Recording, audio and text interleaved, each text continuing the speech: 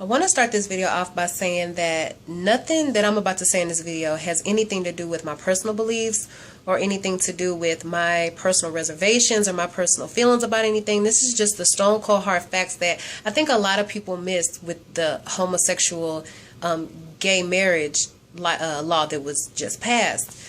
Now, when you look at the 14th Amendment, and for those that don't know, a lot of people don't know.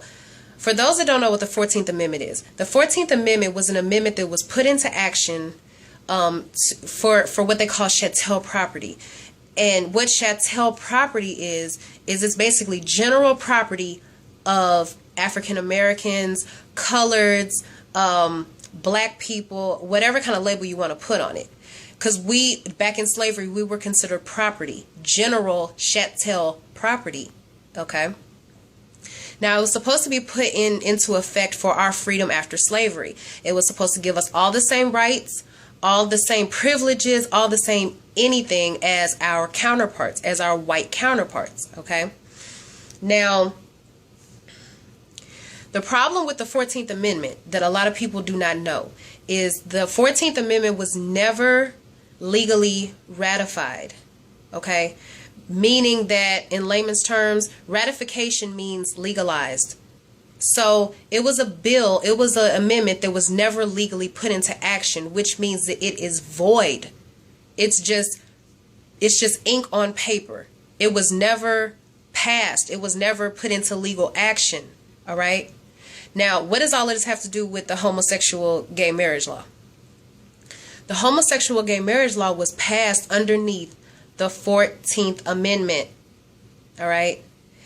Anybody who knows law, anybody who knows politics, anything like that, you guys know that when you have a illegally ratified amendment, you cannot pass a legal bill underneath that. It voids it out because the amendment on top that you're trying to pass it under is not ratified properly. So, in layman's terms, the legalization of homosexual marriage, it's still void. Okay? It's still void. It's null and void because it's passed underneath the 14th Amendment, and the 14th Amendment is not properly ratified. So the truth of the matter is, it has nothing to do with your rights. It has nothing to do with America wants you to, be able to marry who you love. It has nothing to do with any of that. It has everything to do with churches and chapels, which are one and the same. They're interchangeable. It has all to do with them and commerce. It's all about commerce. It's all about your money due to the increase of the purchase of marriage licenses.